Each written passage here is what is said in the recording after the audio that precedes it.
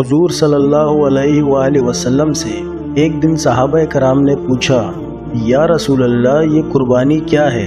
فرمایا، صحابہ یہ قربانی تمہارے باپ دادا حضرت ابراہیم علیہ السلام کی سنت مبارکہ ہے۔ یہ سن کر صحابہ کرام نے مزید پوچھا، یا رسول اللہ پھر اس پر ہمیں اجر و ثواب کتنا ملے گا؟ حضور صلی اللہ علیہ وآلہ وسلم نے فرمایا، جانور کے ہر ایک بال کے برابر تمہیں ایک ایک نیکی ملے گی۔ قربانی کے لیے تمہارا جتنا بڑا جانور ہوگا اس جانور کے اوپر جتنے بال ہوں گے حساب کتاب تم خود لگا لینا، ہر ایک بال کے برابر تمہیں ایک ایک نیکی کا ثواب ملے گا۔ حضور صلی اللہ علیہ وآلہ وسلم نے ایک دن اپنی پیاری بیٹی سیدہ فاطمہ کو فرمایا، بیٹی فاطمہ اٹھو، قربانی کے جانور کے پاس رہو۔ آپ کے نام کا جو جانور اللہ کی راہ میں قربان ہونے جا رہا ہے اپنے گھر میں اس جانور کے بالکل قریب رہو۔ یہ سن کر سیدہ فاطمہ نے وجہ پوچھی، ابا حضور اس میں حکمت کون سی چھپی ہوئی ہے، میں کیوں جانور کے پاس رہوں؟ یہ سن کر حضور صلی اللہ علیہ وآلہ وسلم نے فرمایا، وہ اس لیے کہ اس جانور کے خون کا پہلا قطرہ زمین پر گرتے ہی اللہ تعالیٰ تمہارے پچھلے گناہ معاف کر دے گا۔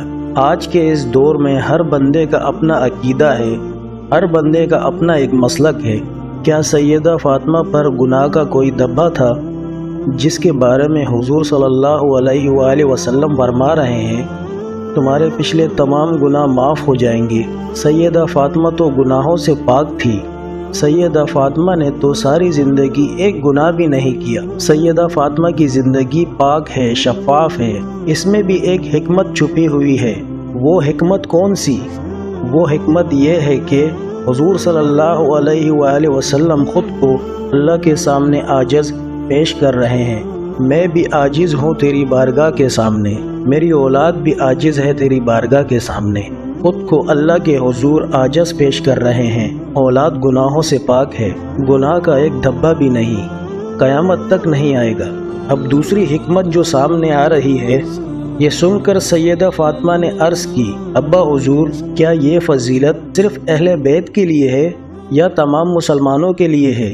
حضور صلی اللہ علیہ وآلہ وسلم نے فرمایا، یہ فضیلت تمام مسلمانوں کے لیے ہے۔ حضور صلی اللہ علیہ وآلہ وسلم نے فرمایا، جو شخص صاحب استطاعت ہونے کے باوجود بھی، قربانی کرنے کی گنجائش رکھنے کے باوجود بھی، مال بھی ہے، پیسہ بھی ہے، دولت بھی ہے، پھر بھی اگر وہ قربانی نہیں کرتا تو وہ ہماری عیدگاہ میں نہیں آئے۔ حضرت سیدنا امام جعفر صادق رضی اللہ تعالیٰ عنہ لوگوں کو واضح و نصیحت فرما رہے تھے، درس قرآن دے رہے تھے۔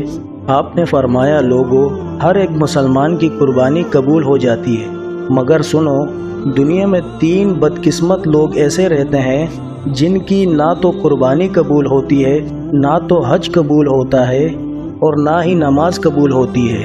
لوگوں نے پوچھا، حضرت آخر وہ بدقسمت لوگ کون کون سے ہیں؟ فرمایا، نمبر 1 شرک کرنے والا۔ شرک کرنے والے کا کوئی بھی عمل قبول نہیں ہوتا۔ شرک کیا ہے؟ اللہ کے ساتھ کسی کو شریک ٹھہرانا، اللہ کا دروازہ چھوڑ کر کسی غیر کے دروازے پہ جا کر بھیک مانگنا۔ حضور صلی اللہ علیہ وآلہ وسلم نے فرمایا، صحابہ شرک سے بچنا، تمہارے ٹکڑے ٹکڑے کیوں نہ کر دیے جائیں۔ پوچھا گیا، حضرت دوسرے لوگ کون سے ہیں جن کی قربانی قبول نہیں ہوتی؟ فرمایا، دوسرے لوگ حرام کے پیسوں سے بکرا خرید کر اللہ کی راہ میں قربان کرنے والے لوگ۔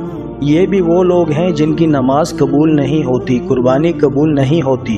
حرام اللہ تعالیٰ کو ناپسند ہے، اس لیے کہ حرام پر شیطان تھوکتا رہتا ہے۔ حرام اپنی اولاد کو کبھی نہ کھلانا، حرام تمہاری اولاد کی آنکھوں سے حیا چھین لے گا، تمہاری اولاد کو بے حیا بنا ڈالے گا۔ پوچھا گیا، حضرت تیسرے بدقسمت لوگ کون سے ہیں؟ فرمایا، وہ ہیں سود کا کاروبار کرنے والے لوگ، مجبور انسان کو 1000 روپے دے کر 1200 وصول کرنے والے لوگ۔ فرمایا، ان 3 لوگوں کے علاوہ گناہ گار ہو، بدکار ہو، ضیاءکار ہو، مسلمان ہو، کلمہ پڑھنے والا ہو، ہر ایک انسان کی قربانی قبول ہو جاتی ہے۔